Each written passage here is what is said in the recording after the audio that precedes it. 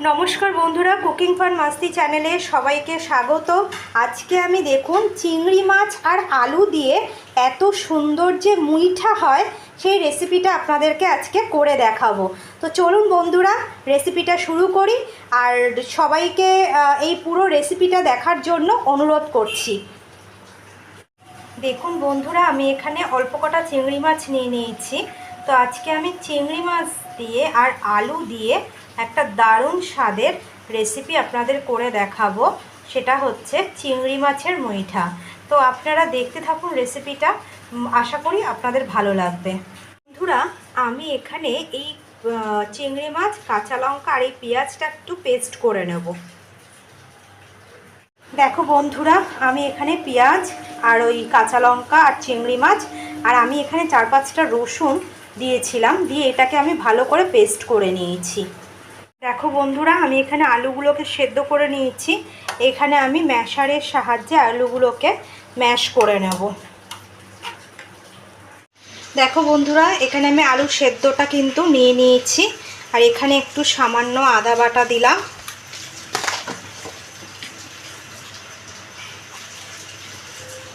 একটু হলুদ গুঁড়ো, একটু ধনে গুঁড়ো, একটু লঙ্কার গুঁড়ো, একটু জিরে গুঁড়ো, স্বাদ মতো নুন দিলাম। এইবারে এখানে আমি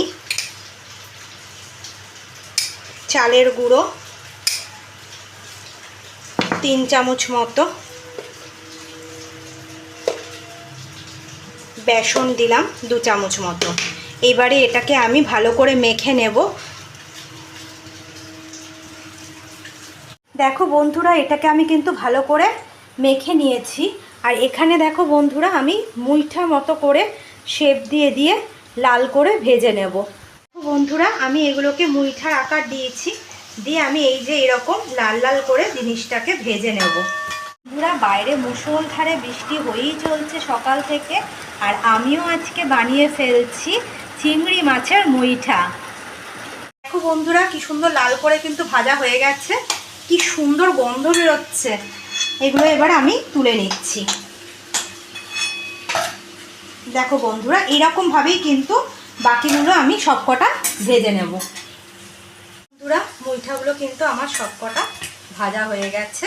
এবারে আমি এগুলোকে উঠিয়ে নেব। দেখো বন্ধুরা, এগুলো কিন্তু চিংড়ি মাছের চপ বলতে পারো, তো আমি এখানে মুইঠা নাম দিয়েছি। এগুলো কিন্তু শুধু শুধুও খাওয়া যাবে, এত ভালো আর এত টেস্টি হয়। আমি কাইটা বানানোর জন্য এখানে 2টো মিডিয়াম সাইজের পেঁয়াজ নিয়েছি আর কাঁচা লঙ্কা নিয়েছি। এইগুলোকে আমি একটুখানি পেস্ট করে নেব। দেখো বন্ধুরা, এখানে আমি এটা পেস্ট করে নিয়েছি। এখানে কড়াইয়ে যে তেলটা ছিল ওটার মধ্যে আমি গোটা জিরে,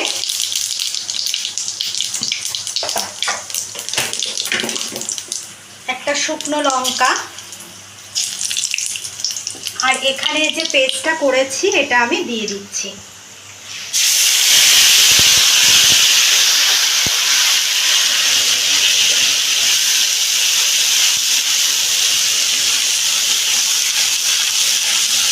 দিয়ে এটাকে আমি ভালো করে কষিয়ে নিচ্ছি।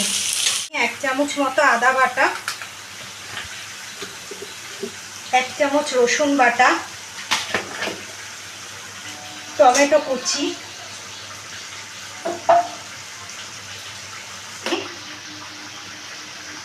কাশ্মীরি লঙ্কার গুঁড়ো, সামান্য একটু লঙ্কার গুঁড়ো, ধনে গুঁড়ো 2 চামচ মতো, 1 চামচ জিরে গুঁড়ো, আর হলুদ, স্বাদ মতো নুন দিয়ে দিলাম। দিয়ে আমি প্রতিটা মশলা ভালো করে কষিয়ে নেব যতক্ষণ পর্যন্ত তেল না ছাড়ে। মশলা কিন্তু ধার দিয়ে দেখো তেল ছাড়তে শুরু করে দিয়েছে মশলাটা, তাহলে আমার ভালো করে কিন্তু কষানো হয়ে গেছে। এইবারে আমি এটার মধ্যে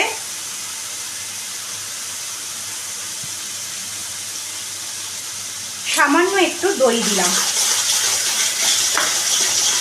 দিয়ে আবারও এটাকে ভালো করে আমি কষিয়ে নিচ্ছি।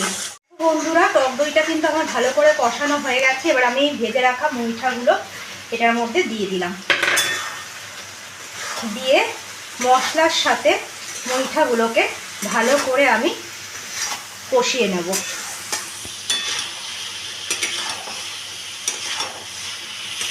দেখো বন্ধুরা, মুইঠাগুলো আমি কিন্তু মশলার সাথে মাখিয়ে নিয়েছি। এবারে আমি সামান্য জল দিয়ে দিচ্ছি।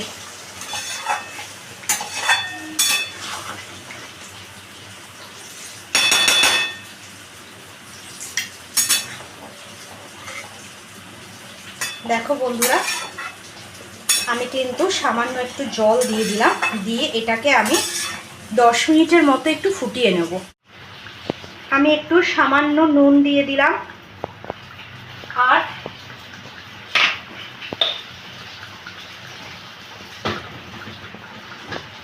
চিংড়ি মাছের মুইঠা যেহেতু, তাই আমি একটু মিষ্টি মিষ্টি করব ব্যালেন্স রাখার জন্য, তাই একটু চিনি দিলাম।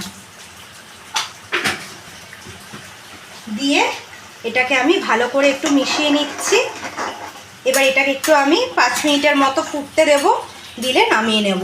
দেখো বন্ধুরা, আমার কিন্তু চিংড়ি মাছের মুইঠা অলমোস্ট কমপ্লিট হয়ে গেছে। বন্ধুরা, এই রেসিপিটা যদি আপনাদের ভালো লেগে থাকে, আপনারা প্লিজ এই রেসিপিটা একবার বাড়িতে বানিয়ে দেখবেন, আর চ্যানেলটাকে সাবস্ক্রাইব করে দেবেন। ইউটিউব থেকে যারা দেখছেন আর যারা ফেসবুক থেকে দেখছেন তারা লাইক করে, শেয়ার করে, ফলো করে দেবেন। দেখুন বন্ধুরা, আমি একটু ওপর দিয়ে ধনেপাতা ছিটিয়ে দিলাম, তাহলে ধনেপাতার গন্ধটা ভালো লাগবে। এবার একটু আমি আরেকবার একটু ভালো করে নাড়িয়ে নিচ্ছি। কি সুন্দর দেখতে হয়েছে দেখুন বন্ধুরা, এটা আমার অলমোস্ট কমপ্লিট হয়ে গেছে। এবার এটা আমি নামিয়ে নিচ্ছি।